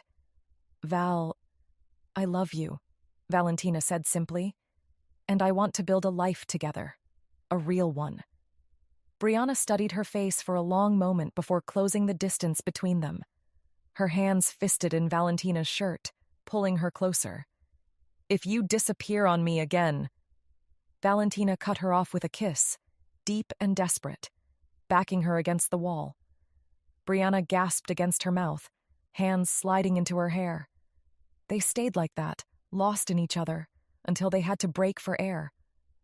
I'm not going anywhere, Valentina whispered against her lips. I promise. Valentina Moretti had faced down rival families, negotiated million-dollar deals, and survived multiple attempts on her life. But standing in Brianna's kitchen, staring at the recipe on her phone, she felt completely out of her depth. The sound of keys in the door made her freeze. Brianna wasn't supposed to be home yet. Val, Brianna's voice carried from the entryway. Why does it smell like something's burning? Valentina glanced at the pot on the stove, where what was supposed to be a simple marinara sauce had turned into something distinctly less appetizing. Everything's fine, she called back, quickly moving to open a window. Brianna appeared in the kitchen doorway, her eyebrows rising as she took in the scene. Ingredients were scattered across the counter. A thin haze of smoke lingered near the ceiling, and Valentina stood in the middle of it all, looking decidedly less composed than usual. What are you doing? Brianna asked, though her twitching lips suggested she already knew. Valentina straightened, trying to salvage some dignity. I wanted to cook dinner for you and Leo. And how's that going? Valentina glanced at the burnt sauce, then back at Brianna. I'm learning that I may have overestimated my culinary abilities. Brianna's laugh was sudden and bright, filling the kitchen. The sound made Valentina's heart skip, even as her cheeks flushed with embarrassment. Well, Brianna said, turning back to Valentina, I guess I'll have to teach you. Brianna moved around the kitchen with ease, gathering ingredients. First rule, she said, handing Valentina a pot, is to start over if something's burnt. No saving that. Second rule, Brianna continued, stepping behind Valentina at the stove, is to watch the heat. Her arms came around Valentina's waist as she reached for the burner control, turning it down. Medium-low, not high. Sauce needs patience. Valentina's breath caught at the proximity, at the casual intimacy of Brianna's guidance. She could feel the warmth of Brianna's body against her back, the sterile scent of the hospital mixed with something distinctly Brianna. Are you paying attention? Brianna's voice was soft, teasing. To you? Always Brianna. The sound of the front door opening made them jump apart. Mom, Leo's voice called out. Grandma let me get ice cream. And he appeared in the kitchen doorway, his face lighting up. Valentina, are you staying for dinner? Valentina glanced at Brianna, who nodded slightly. Actually, Valentina said, your mom's teaching me how to cook. Leo's eyes widened. Can I help? I'm really good at stirring. Later, as they sat around the table eating slightly imperfect but definitely edible spaghetti, Valentina found herself watching Brianna and Leo laugh about something that had happened at school. The domesticity of it all should have terrified her, should have felt foreign after years of living in a world of sharp edges and careful distance. Instead, it felt like coming home. Next time, Bree said as they cleared the table, we'll teach you how to make dessert. Valentina groaned. Haven't I suffered enough? Nope, Brianna grinned, bumping Valentina's hip with her own. Consider it payback for all those flowers you sent to the hospital. Worth it, Valentina said softly, catching Brianna's hand and pulling her close. Brianna's expression softened as she looked up at Valentina. Yeah, she murmured. Maybe it was. 3 months had passed since Val started her transition out of her old life, and domesticity was starting to feel less foreign. Movie nights, family dinners, and helping with homework had become her new normal. But old habits, Bree was learning, died hard. What do you mean he's waitlisted? Valentina's voice carried from the living room, making Brianna look up from her coffee. No, I understand it's a popular program. Valentina continued, her voice sharp. But surely there must be something we can do to expedite the process. Brianna walked in as Valentina switched to a softer tone. Marco, I need you to look into Crystal Lake Summer Camp. Find out who runs it, who they owe favors to. Valentina, Brianna interrupted, trying not to laugh. Are you seriously trying to use your Mafia connections to get Leo into summer camp? Valentina paused. They said the wait list is 3 months long. So we'll wait 3 months. But he wants to go with his friends, Valentina protested. I could just make a few calls. Hang up the phone. But now. Valentina ended the call. I don't see why we can't use my resources for something good for once. Brianna sat beside her. Because normal parents don't strong-arm their kids into summer camp. Besides, what's your plan? Have Marco make the camp director an offer he can't refuse? Of course not, Valentina replied, though her expression said otherwise. Just gentle persuasion. There's nothing gentle about how you do persuasion, babe. Valentina's lips twitched. I just want him to be happy. I know. Brianna took her hand. But part of being a good influence is teaching him patience. Even if I could guarantee no one would know? Valentina. Fine. Valentina pulled Brianna closer. But if he's sad about missing camp with his friends, then we'll find other activities to do together. Brianna finished. Without intimidation tactics. You take all the fun out of problem solving, Valentina murmured fondly. And you're ridiculous, Brianna kissed her. But I love you anyway. Valentina sat on Brianna's couch, watching Leo build an elaborate Lego castle, while Brianna finished her evening routine. This had become her favorite part of day, these quiet moments that felt more like home than her empty penthouse ever had. Mom, Leo called out. Tina says I can stay up until I finish my castle. Val doesn't make the rules, Bree responded, emerging from the bathroom in her pajamas, hair damp from the shower. Worth a try, Val shrugged, earning an eye roll from Bree. Later, after Leo was finally asleep, they sat together on the couch. Rough shift? Valentina asked, noticing Bree's tired eyes. Brianna hummed. The usual chaos. Move in with me, Valentina said suddenly. Bree blinked. What? Or I could move in here, Val continued quickly. Whatever you and Leo would be more comfortable with. She took a breath. I hate leaving every night. I hate waking up without you. And that penthouse, it never felt like home. Not like this does. Brianna sat up slowly, studying Valentina's face. You're serious. I've never been more serious about anything, Val said softly.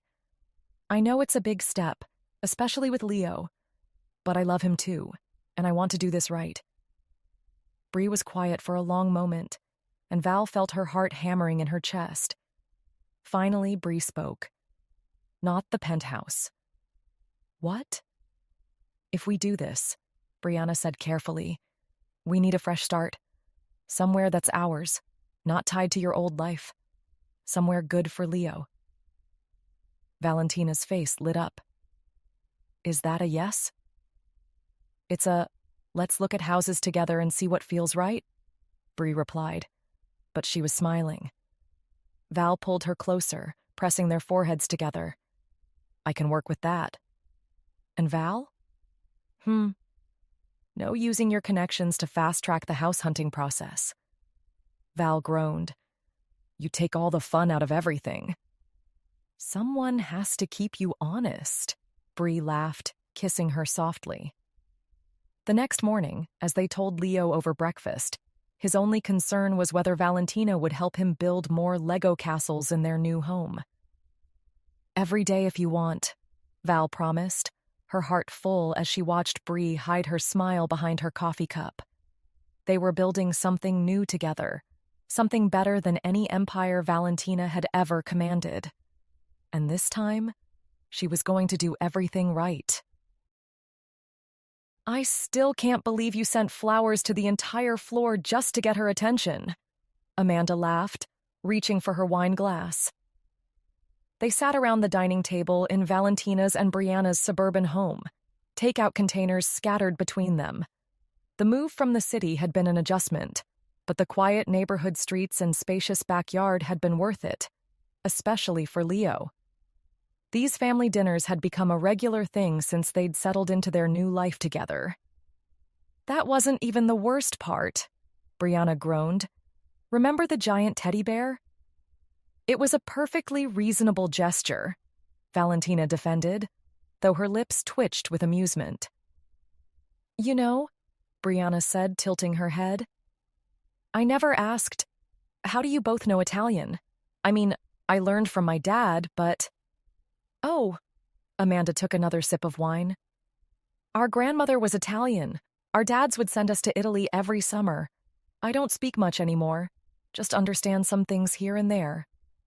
I practiced with Leo, Valentina said softly, then smiled. He used to correct my grammar constantly. God, you should have seen your face when I responded in Italian that first time, Brianna grinned. I thought you were going to fall over. I was trying to be smooth. You were being annoying, Brianna corrected, but her fond smile took the sting out of the words. Amanda watched them with warm eyes. I knew you two would be perfect for each other. You mean you planned it? Valentina raised an eyebrow at her cousin. Please, you didn't need my help making a fool of yourself. Amanda smirked. Though I have to admit, calling you to pick up drunk Brianna was one of my better ideas.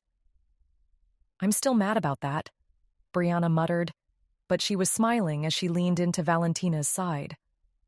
No, you're not, Valentina and Amanda said in unison. In the years that followed, everything settled into a rhythm that felt as natural as breathing. Valentina stepped back from her old life gradually, keeping only the legitimate business connections that Isabella insisted were too valuable to abandon. Instead of late-night meetings in shadowy offices, her evenings were filled with homework help and family dinners. They created something new together, something that felt like it had always been meant to be. That's how they found themselves walking into another parent-teacher conference on a crisp autumn afternoon, their fingers intertwined as they navigated the school hallway. Leo is doing exceptionally well in science, Ms. Thompson said, shuffling through her papers. His astronomy knowledge is quite impressive for his age. Brianna and Valentina shared a proud smile. However, the teacher continued, there have been some incidents. Incidents. Brianna straightened in her chair. Yes, it seems Leo has developed an interesting skill.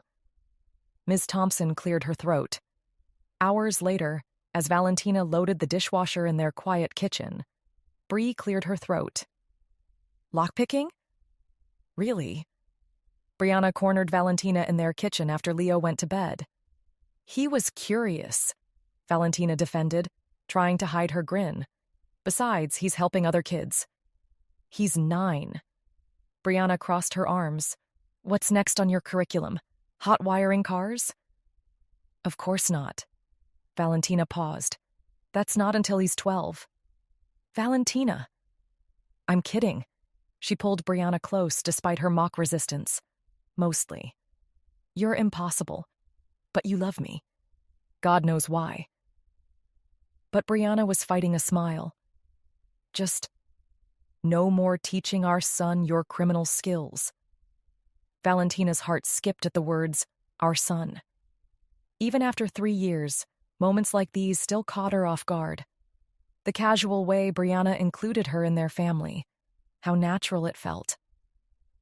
Fine, she said softly, pulling Brianna closer. Though you have to admit, his focus is amazing when he's interested in something. Like someone else I know, Brianna said softly. You two are more alike every day. Is that a good thing? The best thing? Brianna leaned up to kiss her. Though if I get called into school again because our son is running an underground locker-opening business. That's my boy, Valentina said proudly. Impossible, both of you. The old Tuscan vineyard glowed in the setting sun. Fairy lights strung between the vines creating natural aisles between the wooden posts. The evening air was warm and sweet, with the scent of grapes and flowers, perfect for a wedding. Leo practiced his walk down the aisle one last time, the rings secure in his pocket.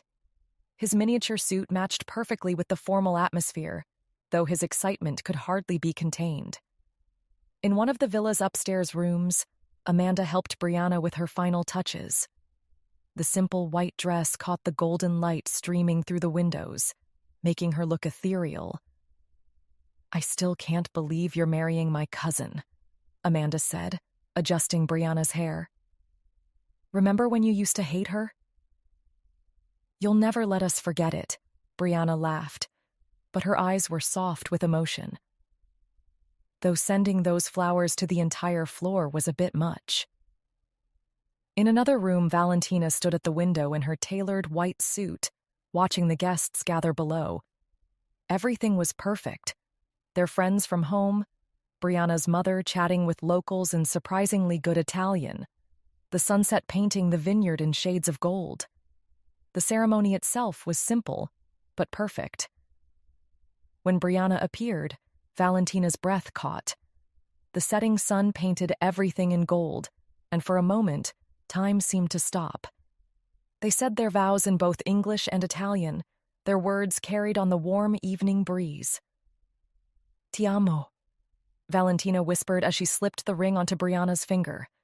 With everything I am. I love you too, Brianna replied softly. Always.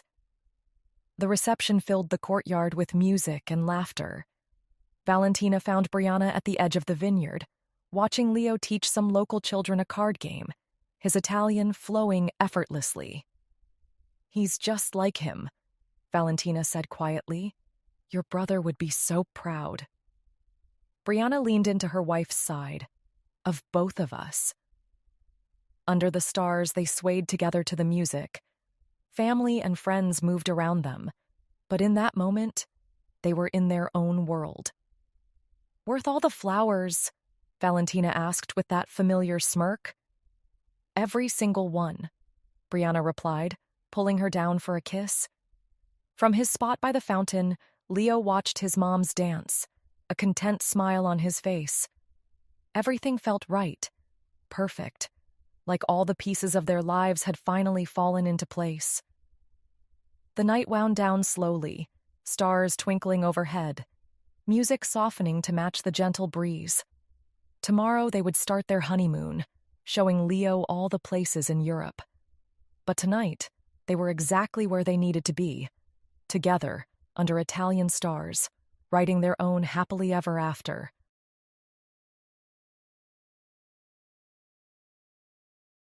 The door closes behind Lana's cheerful exit.